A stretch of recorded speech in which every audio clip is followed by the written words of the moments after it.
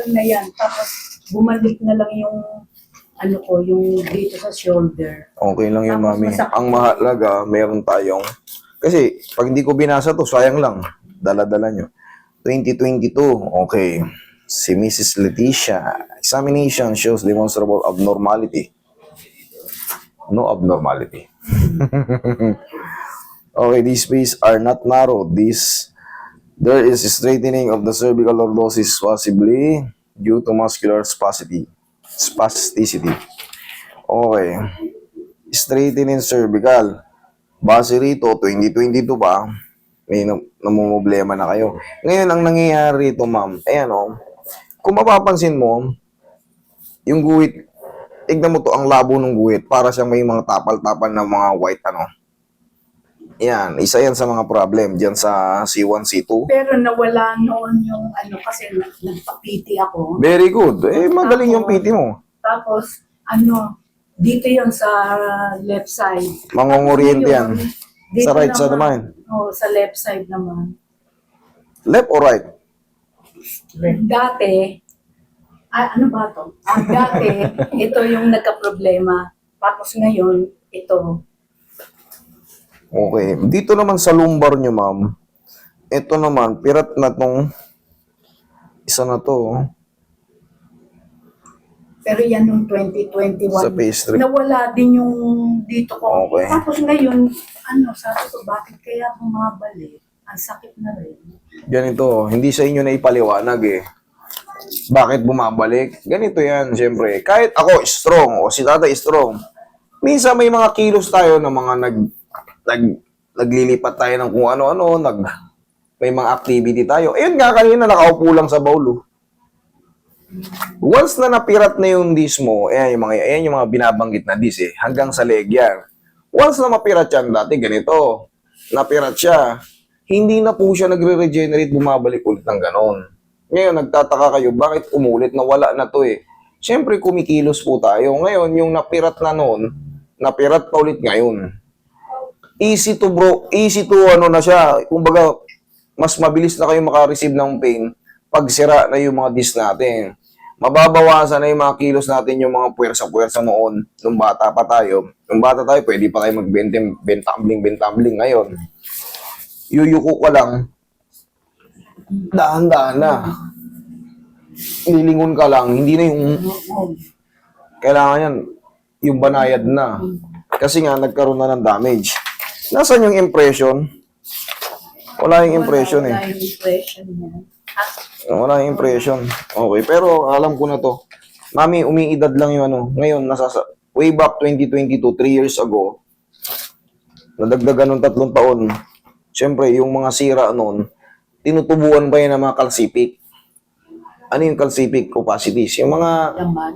Hindi, yung sa kinakain natin, yung mga alat na kinakain natin, parang osteoarthritis. Ganon. Kasi parang tutunog-tunog na yung mga buto natin, may mga sumasabit-sabit na ganon. That's normal kasi part of aging. Okay. Puso ka rito. Ngayon, ano yung pakiramdam? Ano yung pinaka-pakiramdam nyo ngayon? Ay, okay naman. Kaya itong kamay kong to, ito nalalagay kong ganun, ito hindi. Sige, upo ka. Frozen shoulder ata to sa inyo eh, hindi sa leg eh. Tignan ko muna. Itong leg ko masakit. Ayan, dito na tayo. Perfect sa YouTube. Okay, hindi pa siya frozen, pero tight na siya. Ayan, oh. Dito sa kabila, ayan, didikit ka agad. Walang bakante. Kailangan talaga na ihahabol sa tenga yan. Ito, pag dinidikit natin, oo, ay, hindi kayang ngipi eh. Pinilit ko na, kaso yung katawan ni ma'am, lumalayo eh. Ibig sabihin yan, Ano to frozen shoulder? mild. Kumbaga, hindi ko pa yan tinuturing na super frozen. Ang frozen shoulder kasi yung hanggang kalahati. Sa inyo, nasa 3/4 pa eh. Mas madaling ayusin yan. Pero ito, dati hindi ko mataas in-exercise ko. Very good. Buti na lang, tinulungan niyo ako. Kasi, alam niyo, ang mangyayari dyan, mas masakit. Mas masakit siyang in-adjust pagka nasa kalahati lang siya, mas masakit. Napapanood niyo naman nata yan eh. Sakit siya. Araw-araw Kaya pinapanood binibilinan ka ko na kayo, naaangat pa na may pain na, ipacheck nyo na kasi wag na kayong umabot sa sukdulan ng sakit-sakit ng adjustment. Ito, mas madali ito. Mas maano pa. Na masakit. Sakto lang. May pain yan. Kasi nga, kahit hindi in-adjust kita nyo, pag kinikilos nyo, iniipit nyo, masakit din. May pain yan, pero hindi naman yung kagaya nakikita nyo namimilipit. Maliban na lang kung kayo ay mahina ang pain toleration. Kasi siyempre, iba-iba yung tao Diba? Iba-iba yung pain toleration ng tao. Yung iba, turok lang ng karayang, di ba? Hinihimatay. Relax lang. Ay, Yung isa pa. Lakas, Talagang dapat tong i-adjust yung leg nyo kasi ito na yung unang kaso mo Yung tinatawag nating nakalagay sa kanya, straighten and cervical. Palambutin ko muna para siguradong hindi kayo masasaktan. Wala ka pa. Hindi, ano yan, sigurado, normally, nararamdaman natin yan pagka tayo na yung nasa pila. Pero unahin ko na muna yan, palambutin ko na. Para hindi siya masyadong masaktan. Kasi sa mga shoulder pain, ang yung pain, pati yung balakang o. dadamay ko na yan mamaya, pagdapa nyo. Dadamay ko na yan. Sa mga yan, hindi connected yan, yung shoulder, hindi connected sa pinaka-lower back. Dito sa scapula connected yan, pero sa mismong lower back, kahit may frozen shoulder kayo, minsan walang masakit sa balakang. Pero yung lower back, kahit masakit na masakit yung balakang nyo, hindi sumasakit hindi yan connected. Ang nangyayari dyan, sign of aging lang din. Itong sa neck ko. Yan, connected yan dito. Connected yan sa kamay. Yan, Yung leg natin, connected yung nerve dyan. Connected yan. Tandaan nyo, yan ang puno ng sa mga braso natin. Pag namamanid-manid yung kamay nyo, pag ganun, sa leg galing yan. Pag nangangalay-ngalay o kung sumasakit yung, para bang may gumaganyan, sa leg galing yan. Pangkaraniwan yan. Pag sira yung leg nyo, manghihina yung mga kamay nyo. Pwede ba yung yung saan ba yung nabibili ang ganito? Ang pau po natin, ito ang pau natin. Mabibili to sa lahat ng leading drugstore, sa Mercury, sa lahat. Tapos sa malalaking tindahan, sa SM din, makakabili ganyan. Kasi allergy ako dun sa yung isa. Basta. Pero hindi yan. Huwag nyo nang gamitin. Kung yan, ma-allergy rin kayo dyan, kunti pala naman nilagay ko, malalaman mo, in a few seconds, mangangati ka na dyan. Hindi ko na itutuloy. Tandaan nyo, yung external, for sterile use only, pag nangangati kayo, huwag nyo na ituloy kasi masisira lang balat nyo. Hubarin nyo, ma'am, tagilid kayo. Dito. Tsaka yan, magre-react kagad yan pagka allergy kayo. Gaya ng reaction ng pinahid nyo, yung isa. Pag nangangati kayo, pero pag umiinit lang, hindi yun.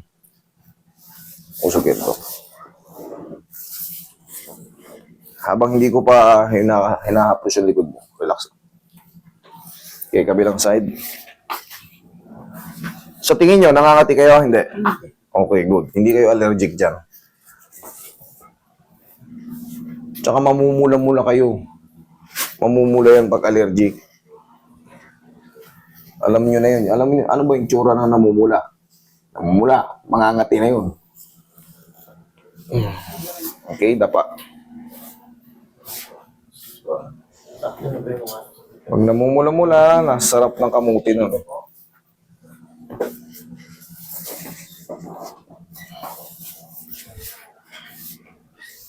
Yung isa kanina, hindi makaupo po ng maaari.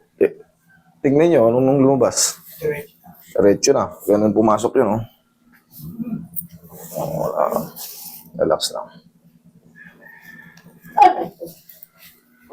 Okay. Okay lang kayo? Nagulat lang kayo. Okay, relax lang. Yeah, relax lang.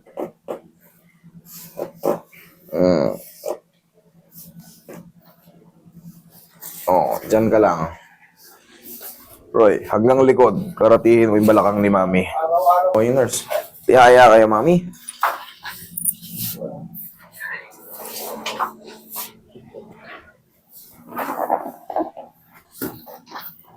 niyo po yung tuhod niyo. Taas niyo po ito lang. Okay po.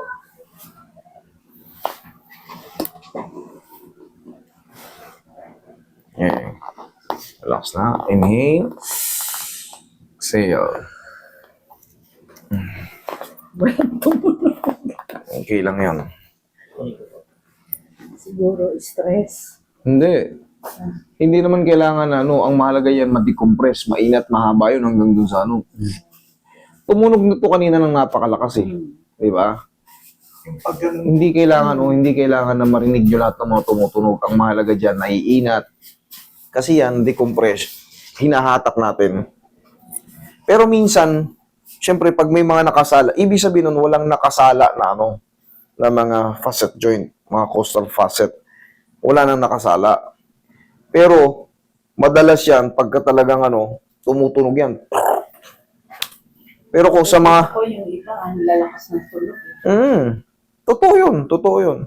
Pero yung iba minsan exaggerated. Kasi nahahatak pati nahahatak pati yung higaan. Ginagamitan ng parang belt. Y-strap ang tawag dun. Oh. Ayoko na. Medyo exaggerated yun. Mas risky yun. Mas maganda yung hawak na hawak yun sa leeg. Ngayon, yung mga dating pinapanood ko, dati Y-strap Ngayon nagpalit na sila. Towel na rin. Panoorin nyo yung mga Cairo dati.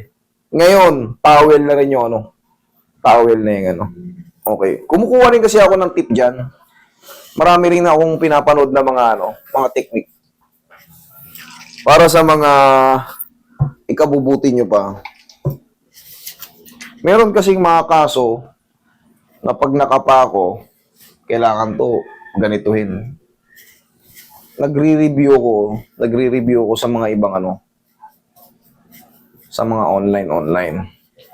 Tapos tinitignan ko kung ano yung mako-compensate para maging safe. Pagkaalam kong medyo risky, di ba minsan may pinauuwi ako. I'm sorry, hindi ko kaya. Lalo kung may mga ibang condition, may mga iba pang mga yun yung mga tinatawag na hindi masamang tumanggi kaysa naman makapahamak. Pag hindi mo kaya, dalin mo sa pinaka mas makakatulong sa kanya. Kasi ang goal palagi natin dito, gumaling kayo. Pero pag kaya ko, kahit mamilipit kayo dyan, basta alam ko yung proseso ko, alam ko yung... Hindi, di ba nakikita niyo na yun? Kahit mamilipit kayo dyan, tatawa-tawa lang ako rito kasi alam ko na yung yan. In a few seconds, maayos din yan. In a few seconds lang yun. Pero tapos na Ito na Last na Last 2 shots. Sige, relax lang. Sige, sigaw nyo lang ng Darna. Kaya yan. Iyak ta. Niloko nyo kami wala na yung pila. Umalis na sila. Last na to. Inangat ko pa lang. Yung papitik pataas, wala pa. Pinabuka ko pa lang. Kaya. Hindi pa. Kaya naman pala. Sige, last na to, last na. Tapusin na natin. Last na. Tapusin na natin. Okay, relax lang. Sige, thank you. Di tapos na.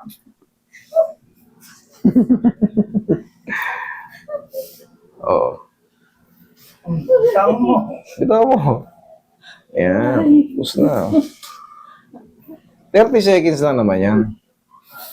Di isa na kayo sa mamaya sa viral. Ganyan. Nakikita yan ni Orange. Yung manugang namin. Manugang na. Panoorin daw niya. Sige. Unti-unti naman yan, kumakalma.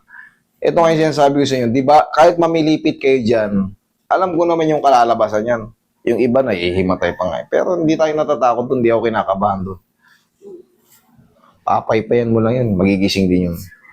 Ang mahalaga, Tapos na yun. Kaya nga binibilin ko sa inyo palagi, magbaon kayo 10 kilo. Hindi pa to super frozen ha, ganito pa yan ha. Pero, hindi, iba-iba lang talaga yung pain toleration ng tao. Pinakamasakit yung ganyan, no? Yung halos hindi maka 1/4. Okay na. Ganun talaga. Tapos susundan nyo lang to ng ganito. Yan. Ginagawa niya yun. Kabila. Yan, Kita nyo walang sumasabit, ang lambot. Kanina, merong natirang 3/4. Tignan mo ngayon.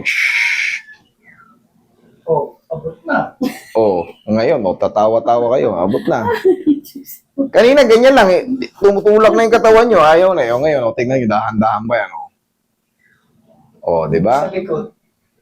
Ito, sa likod, lalapit na ng konti yan, pero may pain pa rito kaya hindi mapipwersa. Okay, dahan-dahanin natin. Kaya pa? Alisin nyo yung kamay nyo, mami. Yan, parang hindi. Kaya pa? Kaya pa? Tiisin nyo lang, ha. Ibibi natin to. Kaya pa? Kaya pa? Kaya pa? Kaya pa? Yan. 1, 2, 3. Okay. Ganun lang kabilis. Okay, balik pa konti. Pero kita nyo, sayad na to sa sa likod. 1, 2, 3. Okay. Pero syempre, hindi ko kayo sasaktan. Kaya nyo na to day by day, stretching na lang to. Yan na yung tinatawag na para lang kayo naglalaro-laro. Tapos, syempre, mami, yung ganon, di ba? Kung mapapansin nyo, umabot na rito eh. Nakaganyan kayo, hawakan nyo yan. 1, 2, 3. Sige, hawakan nyo. Yung hanggang saan yung kapasidad ng pain nyo, yung pain toleration nyo. Sige. 1, 2, 3. Ganun lang. Ganun lang kabilis. Tapos, ganito. Sige, ganito. Yan. Okay, tapos balik. Yan, malakas, Sabi ko sa inyo. Jesus. My God. My goodness. Thank you, Lord. Okay? Thank you. Mm. Araw-araw kita pinapanood. Sige.